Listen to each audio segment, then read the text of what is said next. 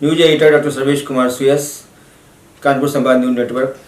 आज के राष्ट्रीय समाचार बुलेटिन में आपका स्वागत है। अलीगढ़ में आज जहरीली शराब पीने से 11 लोगों की मौत हो गई। कई लोग अभी अस्पताल में भर्ती हैं। इन लोगों ने ये शराब एक सरकारी ठेके से खरीद कर पी थी और उसी के बाद सभी गंभीर रूप से बीमार होकर मौके पर ही दम तोड़ने लगे, जिन्हें उठाकर अस्पताल में भर्ती कराया गया। जिस दुकान से यह शराब खरीदी गई थी उसके पास शराब बेचने का लाइसेंस है। मुख्यमंत्री योगी आदित्यनाथ ने आबकारी विभाग के अधिकारियों को तलब कर रासुका लगाने के आदेश दिए हैं।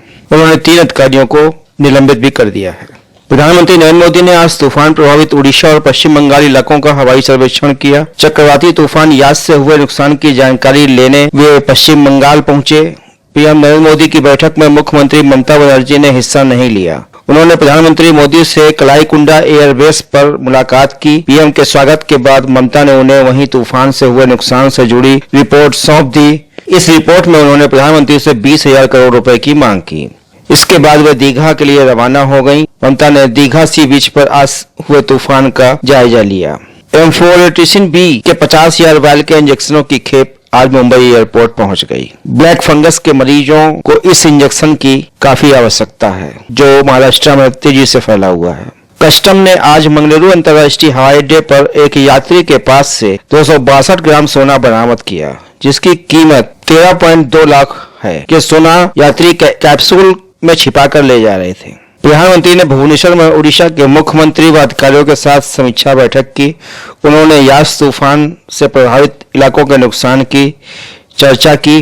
प्रधानमंत्री नरेंद्र मोदी ने उड़ीसा, बंगाल और झारखंड के लिए 1,000 करोड़ की मदद का ऐलान किया है। पीएम ने मृतकों के परिजनों को 2 लाख रुपए और गंभीर रूप से घायल हुए लोगों के लिए 50,000 रुपए मुआवजे का ऐलान भी किया।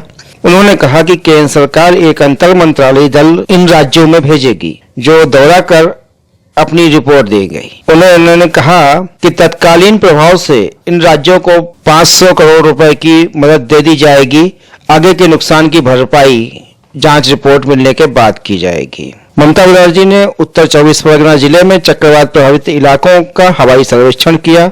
उनके साथ पश्चिम बंगाल के मुख्य सचिव अलापन बंदोपाध्याय भी थे। उत्तर प्रदेश के महाराजगंज थाना क्षेत्र में हैरान करने वाला मामला सामने आया है। यहाँ फरेंदा क्षेत्र के लेजार महादेवा गांव में एक माह के अंदर करीब 15 लोगों की मौत हो गई। मौत के भय से लोग अब घरों से बाहर निकलने से कतरा रहे हैं। महाराष्ट्र बोर्ड ने कक्षा 10 की वार्षिक परीक्षा रद्द कर दी है। रिजल्ट की घोषणा जून के अंत तक कर दी जाएगी। बागपत गांव के बड़ौद थाना क्षेत्र के मेवड़ी गांव में एक दर्दनाक हादसा हुआ। यहां एक ईंट भट्टे में पथेर के लिए जमा किए गए पानी के कुंड में डूबकर 3 मासूम बच्चों की मौत हो गई। ये बच्चे गर्मी से ऊब कर पानी में नहाने के लिए कूदे थे, जिन्हें अस्पताल ले जाया गया, लेकिन उनकी रास्ते में ही मौत हो गई। बाबा रामदेव ने एक बार फिर से एलोपैथी के खिलाफ विवादित बयान दिया है। उन्होंने कहा है कि योग से बड़ा कोई साइंस नहीं है। एलोपैथी तो 2 साल पुराना बच्चा है। तमिलनाडु में सरकार ने लॉकडाउन बढ़ाकर 7 जून की सुबह 6 बजे तक कर दिया है। दिल्ली पुलिस ने पहलवान सुशील कुमार के साथी रोहित करोड़ को गिरफ्तार किया है।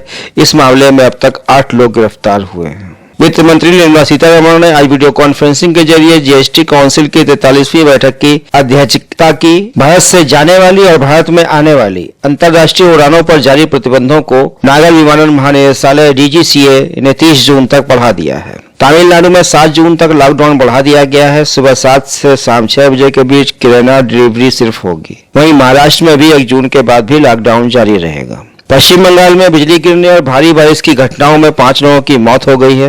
वहीं उड़ीसा में 6 लोगों की मौत हुई है। भारत रत्न प्रोफेसर सीएन राव को अक्षय ऊर्जा स्रोतों और अक्षय भंडारण के क्षेत्र में अनुसंधान के लिए अंतर्राष्ट्रीय एनी अवार्ड 2020 से सम्मानित किया गया है। इसे ऊर्जा अनुसंधान के क्षेत्र में नोबेल माना जाता है।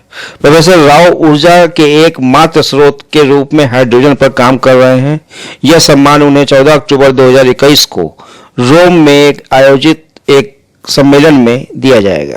यास तूफान ने गोरखपुर आने वाली फ्लाइटों की राह भी रोक दी। बेंगलुरु और मुंबई से गोरखपुर आने वाली फ्लाइटें मौसम खराब होने की वजह से गोरखपुर एयरपोर्ट पर लैंड नहीं कर सकी और विमान 1 घंटे आधे घंटे तक हवा में ही चक्कर काटते रहे। ऐसे में विमानों की सुरक्षित लैंडिंग कराने के लिए इन फ्लाइटों को मुंबई एवं बेंगलुरु की फ्लाइटों को वाराणसी डाइवर्ट कर दिया गया।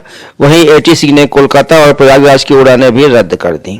मुख्यमंत्री योगी आदित्यनाथ ने 58,000 से अधिक नवनिर्वाचित प्रधानों से आज वर्चुअल माध्यम से बात करते हुए कहा कि अपने ग्राम सभा सचिवालय को सभी सुविधाओं से लैस करें।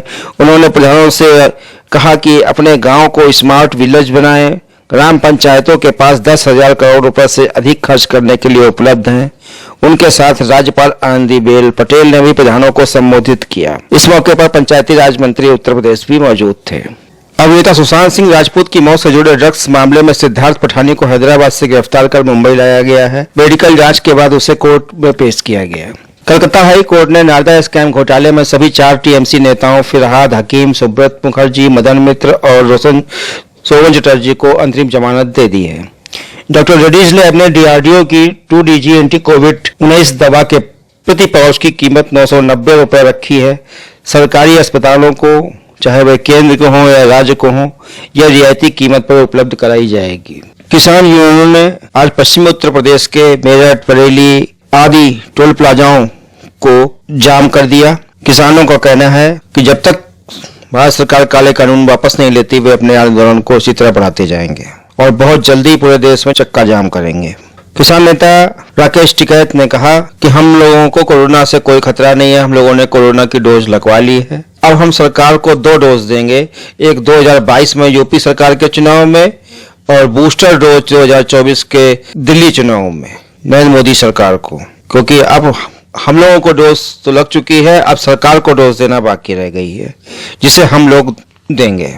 बिहार में यास तूफान में 4 लोगों की मौत हुई है, 6 लोग घायल हुए हैं। भारत सरकार ने आज एक अहम आदेश में पश्चिम बंगाल के चीफ सेक्रेटरी अलापन बंदोपाध्याय को 31 मई तक department personal training DOPT new Delhi में तत्काल ज्वाइन करने के आदेश दिए हैं।